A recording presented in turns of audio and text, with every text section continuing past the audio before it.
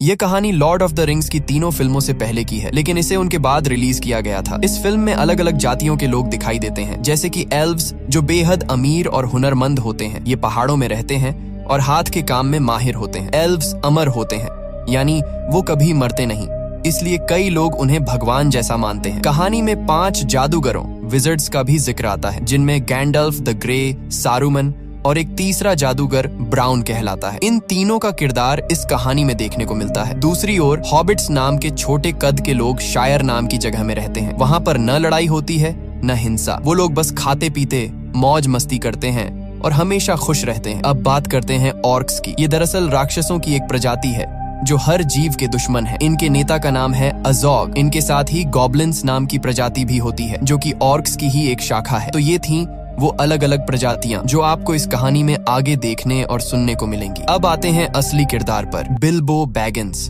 जो फ्रोडो का चाचा है। इस कहानी में बताया गया है कि बिल्बो की जिंदगी कैसी थी। कहानी की शुरुआत में उसे 11 साल का दिखाया गया है, जब वो अपनी जिंदगी की सारी बातें एक किताब में लिख रहा होता है ताकि उसका भतीजा फ्रोडो उसे पढ़ सके। इसके बाद कहानी 60 साल पीछे चली जाती है, उस वक्त की जब ड्वार्फ्स यानी बौने लोग पहाड़ों के अंदर अपने खूबसूरत शहरों में रहा करते थे। उनकी दुनिया इतनी शानदार थी कि देखने वालों को स्वर्ग जैसी लगती थी। और उन बौनों के राजा का नाम था थॉरिन ओकेनशील्ड। थोरिन का राजवंश पूरी तरह सुरक्षित था क्योंकि उसके बेटे और पोते दोनों जीवित थे। उस समय बौने लोग ड्वार्व्स दुनिया के सबसे अमीर प्रजाति माने जाते थे, क्योंकि उनके पहाड़ों के अंदर सोने की नदियां बहती थीं। उन्हें वहां हीरे, जवाहरात और कीमती पत्थर मिलते थे और वे इन्हें तराशने में बेहद कुशल कारीगर थे। एक दिन एक बौने को पहाड़ की गहराइयों में एक विशाल हीरा मिला। इस हीरे को हार्ट ऑफ द माउंटेन कहा गया। राजा थ्रोर ने इसे अपनी शाही ताकत और हक का प्रतीक बना दिया और इसका नाम रखा द किंग्स जूवल। कई सालों तक इस राज्य में सब कुछ शांति और समृद्धि से चलता रहा, लेकिन एक दिन उत्तर दिशा से एक भयानक ड्रैगन आ पहुंचा, जिसका नाम था स्माउग। यह ड्रैगन अपने मुंह से आग उगलता था और बेहद क्रूर व लालची था। उसने अपने रास्ते में आने वाले सभी शहरों को जला डाला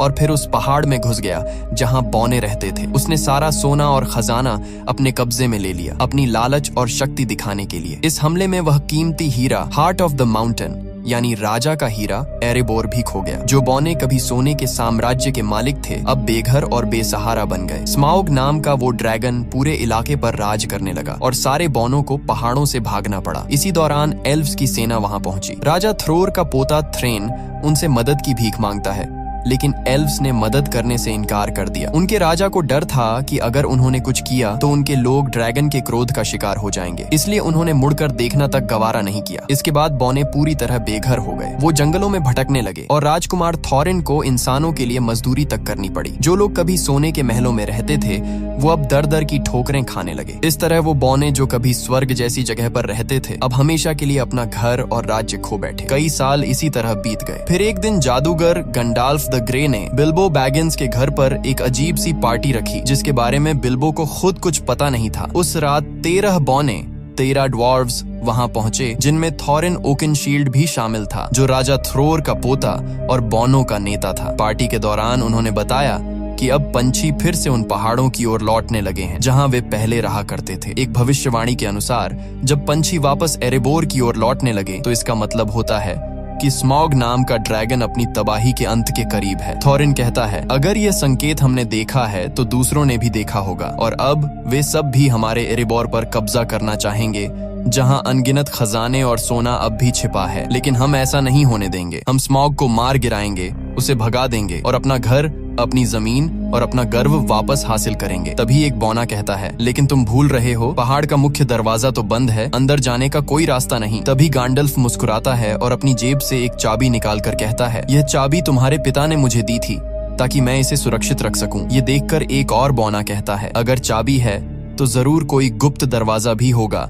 जिससे हम अंदर जा सकते हैं। गैंडल्फ द ग्रे कहता है, हाँ, पहाड़ की दीवारों के पास कुछ पुराने खंडहर हैं जहां से एक गुप्त रास्ता नीचे के कमरों तक जाता है, लेकिन उस दरवाजे को ढूंढना आसान नहीं होगा क्योंकि एरेबोर के दरवाजे हमेशा अदृश्य रहते हैं। इसके बाद गंडाल्फ एक नक्शा, मैप निकालता है और कहता है, इस नक्शे में इसका जवाब छिपा है। शायद ये हमें बताए कि वह दरवाजा कहाँ है, लेकिन मुझे इसे पढ़ना नहीं आता। हालांकि मिडिल अर्थ में कुछ लोग हैं जो ऐसे नक्शे को पढ़ सकते हैं और इसके गुप्त संकेतों को समझ सकते हैं। हमें उनकी मदद लेनी होगी। गैंडल्फ आगे कहता है, इस सफर में बिल्बो बैगिंस भी हमारे साथ जाएगा, क्योंकि ड्रैगन स्मॉग बौनों की गंध को पहचानता है लेकिन हॉबिट्स की नहीं। इसलिए जब हमें पहाड़ के अंदर घुसना होगा तो बिल्बो हमारी सबसे बड़ी मदद करेगा। लेकिन बिल्बो डर जाता है। वो कहता है, नहीं, मैं नहीं जाऊंगा, वहां मेरी जान जा सकती है। अगर उस ड्रैगन ने मुंह से आग फेंकी तो मेरी हड्डियां तक पिघल जाएंगी। इसलिए वो साफ साफ मना कर देता है।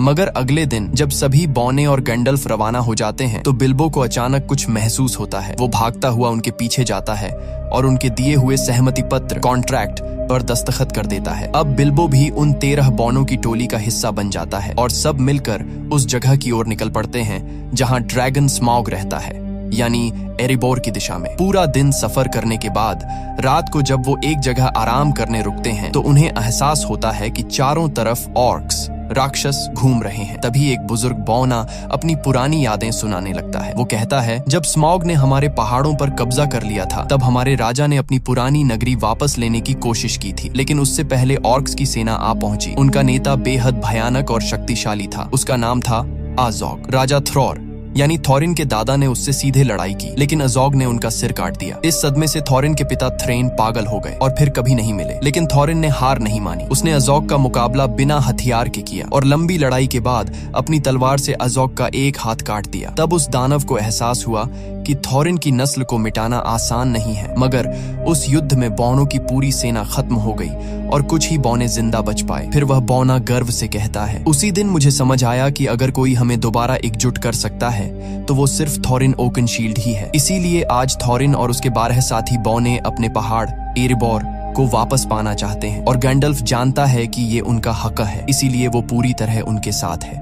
अगली सुबह सब अपने सफर पर निकल पड़ते हैं। रास्ते में चलते हुए गंडाल्फ समझाता है, हम 5 जादूगर हैं, यानी 5 विजर्ड्स मेरी तरह। इनमें सबसे शक्तिशाली और बुद्धिमान है सारूमान द वाइट, उसके बाद 2 नीले ब्लू विजर्ड्स हैं और 5वां है राडागास्ट द ब्राउन, जो इंसानों से ज्यादा जानवरों से प्यार करता है, इसलिए वो हमेशा जंगलों में जानवरों के बीच ही रहता है। अब गैंडल्फ थोरिन से कहता है, हमें एल्व्स के पास जाना चाहिए, क्योंकि सिर्फ एल्व्स ही उस नक्शे को पढ़ सकते हैं जो मैंने तुम्हें दिया है। लेकिन थॉरिन ओकनशील्ड, जो बौनों का राजकुमार है, एल्व्स से नफरत करता है। वो गुस्से में कहता है, जब हमें उनकी जरूरत थी, जब स्मॉग ने हमारा घर छीन लिया था, तब एल्व्स ने हमारी मदद नहीं की थी। अब मैं कभी उनके पास नहीं जाऊंगा। यह सुनकर गैंडल्फ नाराज हो जाता है और वहां से चला जाता है। उस रात सब उसी जगह डेरा डालकर रुकते हैं। तभी अंधेरे में 3 विशालकाय राक्षस ट्रोल्स वहां आ जाते हैं और उनके घोड़े चुरा ले जाते हैं। बौने डर जाते हैं क्योंकि बिना घोड़ों के आगे का सफर नामुमकिन है। इसलिए वे बिल्बो को आगे भेजते हैं ताकि वो चुपके से जाकर घोड़े वापस लाए। लेकिन जैसे ही बिल्बो पास पहुंचता है, ट्रोल्स उसे पकड़ लेते हैं। अब हालत ये होती है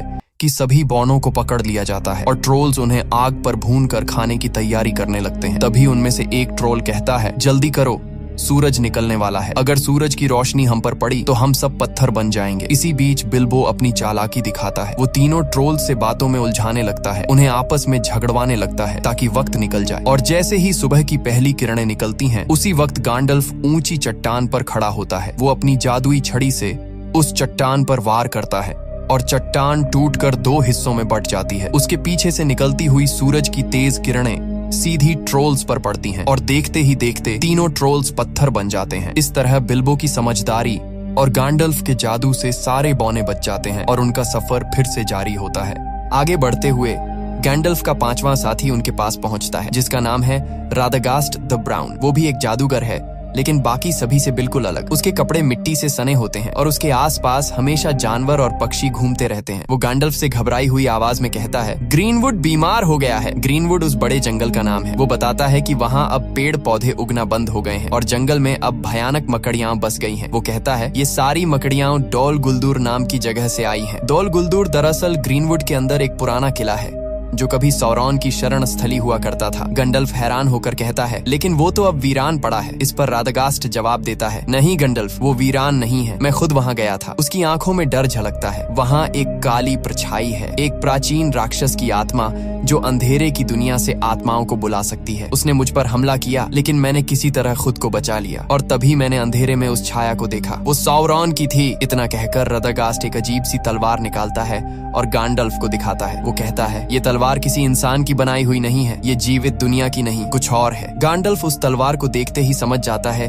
कि रदागस्ट सच कह रहा है। अंधकार फिर से लौट आया है। उसी वक्त आसमान से भेड़ियों की डरावनी हुआ सुनाई देती है। गैंडल्फ चौंक जाता है। ये वॉर्ग्स हैं। असल में ये भेड़िए नहीं बल्कि ऑर्क्स के शिकारी जानवर हैं जो उन्हें मारने और पकड़ने के लिए पीछा कर रहे थे। रादागास्ट तुरंत कहता है, मैं उन्हें अपनी तरफ खींच लूंगा, तुम सब भाग जाओ। वो अपनी जादुई स्लेज पर सवार होता है जो खरगोशों से खींची जाती है और ऑर्क्स और वॉर्ग्स उसका पीछा करने लगते हैं। इधर गैंडल्फ और बाकी बौने भागते हुए जमीन के नीचे बने एक सुरंग में घुस जाते हैं। पीछे से वॉर्ग्स उन पर झपटने ही वाले होते हैं, लेकिन वो सब किसी तरह सुरंग के अंदर गायब हो जाते हैं और फिलहाल के लिए अपनी जान बचा लेते हैं। तभी अचानक वहाँ एल्व्स आ पहुँचते हैं, तेज, खूबसूरत और बेहद घातक। कुछ ही पलों में वो सारे ऑर्क्स को खत्म कर देते हैं। इस लड़ाई से बचते हुए बौने, गैंडाल्फ और बिल्बो एक अंधेरी गुफा से निकलकर पहुँचते हैं एक जादुई और रहस्यमयी जगह, रिवेंडेल यानी एल्व्स की धरती। यही वो जगह थी जहां जाने का बिल्बो बैगिंस हमेशा से सपना देखता था, लेकिन थोरिन को वहां जाना बिल्कुल पसंद नहीं था। वो एल्व्स से नफरत करता था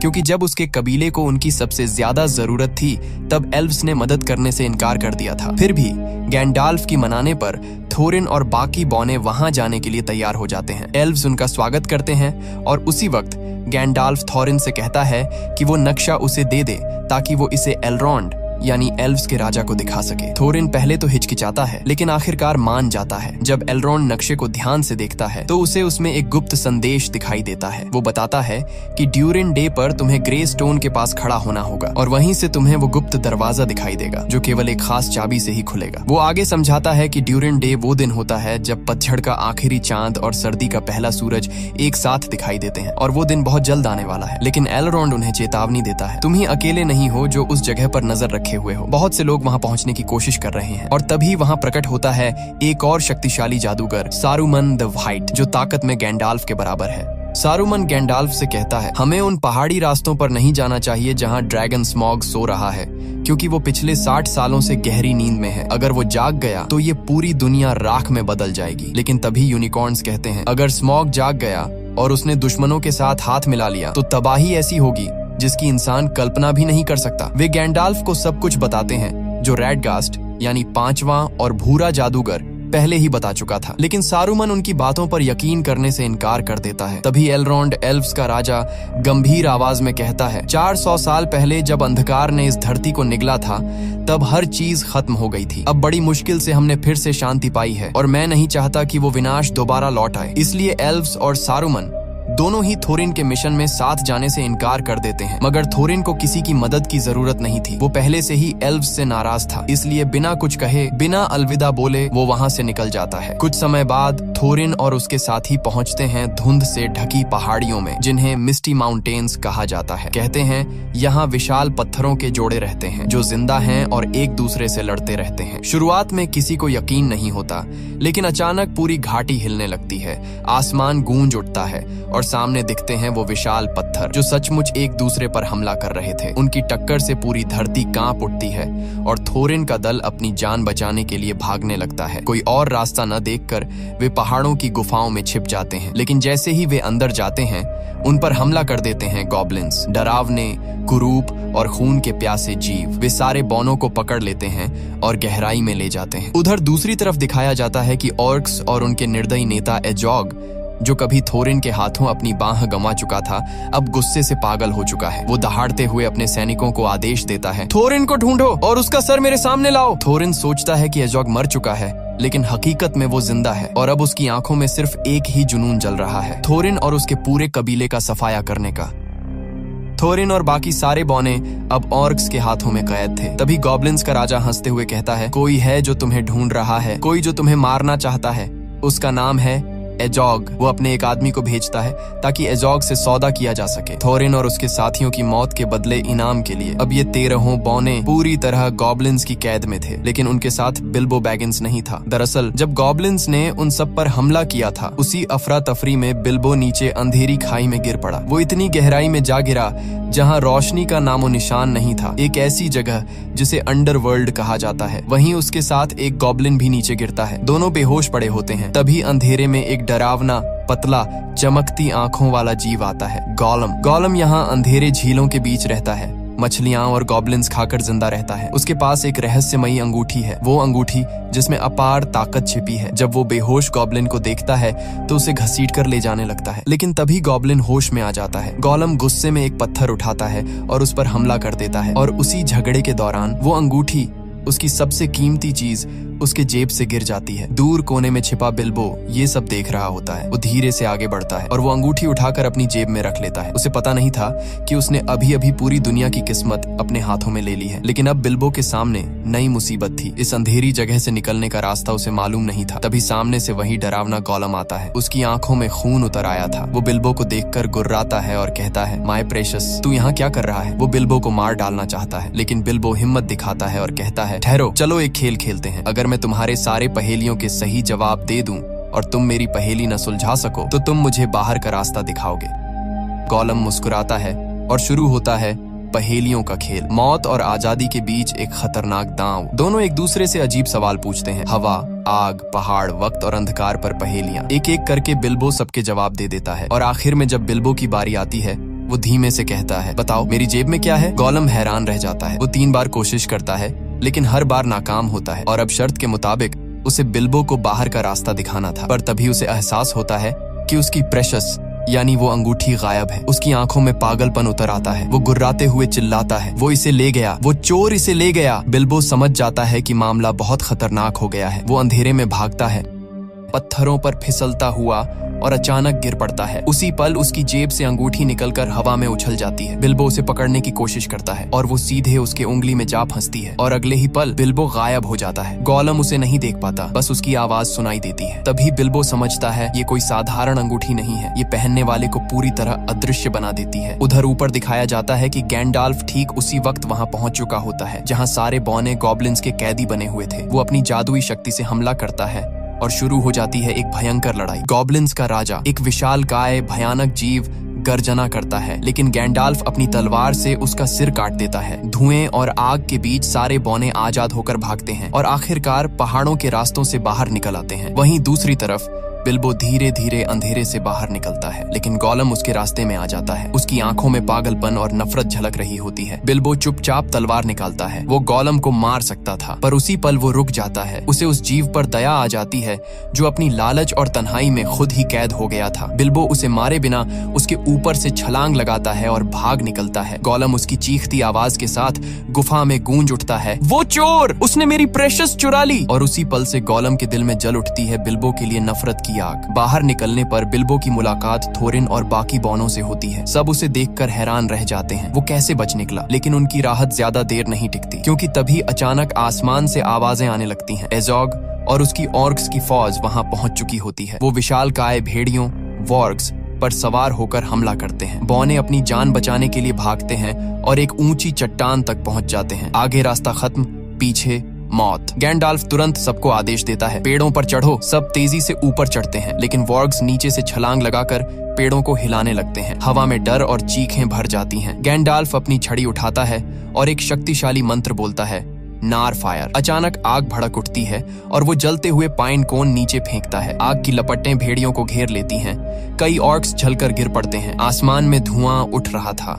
नीचे मौत थी और ऊपर टहनियों पर लटके थे थोरिन, बिल्बो और बाकी सारे बौने। और तभी कुछ ऐसा होने वाला था जो उनके भाग्य की दिशा हमेशा के लिए बदल देता। थोरिन और अजोग का आमना सामना फिर से होता है। थोरिन जैसे ही अजोग को देखता है, उसके गुस्से की कोई हद नहीं रहती, क्योंकि अजोग ने ही उसके दादा का सिर कलम किया था। वो गुस्से में अपनी तलवार निकालकर उस पर टूट पड़ता है, लेकिन अजोग बहुत ताकतवर होता है। उसका भेड़िया थोरिन को मुंह में दबोचकर जोर से फेंक देता है। अजोग अपने सैनिकों से कहता है कि थोरिन का सिर काट दो। तभी जब उसका आदमी तलवार उठाता है, बिल्बो बैगिंस उस पर हमला कर देता है, लेकिन बिल्बो इतने बड़े राक्षसों से मुकाबला नहीं कर सकता। उसके सामने 4 ऑर्क्स अपने अपने विशाल भेड़ियों पर सवार होकर उसकी ओर बढ़ रहे होते हैं ताकि उसे मार सकें। तभी बाकी बौने पेड़ों से नीचे उतरते हैं और उन पर हमला कर देते हैं, लेकिन ये ऑर्क्स बहुत ताकतवर होते हैं और बौनों के लिए उनका सामना करना मुश्किल पड़ता है। तभी आसमान से विशाल ईगल्स, गरुड़ जैसे विशाल पक्षी उतरते हैं। ये ईगल्स ऑर्क्स पर टूट पड़ते हैं, उन्हें अपनी तेज पंजों में पकड़कर हवा में उठा ले जाते हैं और नीचे गिरा देते हैं। इस तरह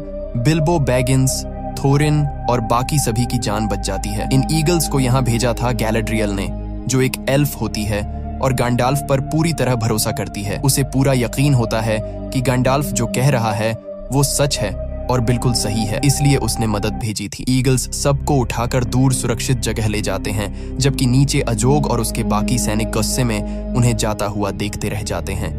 ईगल्स सबको एक सुरक्षित जगह पर उतार देते हैं। वहां थोरिन बिल्बो बैगिंस के पास आता है और कहता है, मैं हमेशा तुम्हारे खिलाफ था। मैं नहीं चाहता था कि तुम हमारे साथ आओ क्योंकि मुझे तुम पर भरोसा नहीं था, लेकिन अपनी जिंदगी में मैं कभी इतना गलत नहीं हुआ। इतना कहकर थोरिन बिल्बो बैगिंस को गले लगा लेता है। हालांकि बिल्बो बैगिंस के पास अब वह जादुई अंगूठी होती है, लेकिन वो इसके बारे में किसी को कुछ नहीं बताता। अब सबकी नजरें उस पहाड़ पर होती हैं, वही पहाड़ जो कभी बोनो का घर था, जहाँ वे शांति से रहते थे। लेकिन अब उसी पहाड़ के भीतर सो रहा है भयानक ड्रैगन स्मॉग, जिसने कभी इनसे उनका घर छीन लिया था। फिर कैमरा उस पहाड़ के अंदर दिखाता है, जहां स्मॉग, जो पिछले 60 सालों से गहरी नींद में था, अब अपनी आंखें खोल देता है और यहीं पर कहानी खत्म होती है। ये फिल्म 2012 में रिलीज हुई थी, जिसे IMDb पर 7.8/10 की रेटिंग मिली है।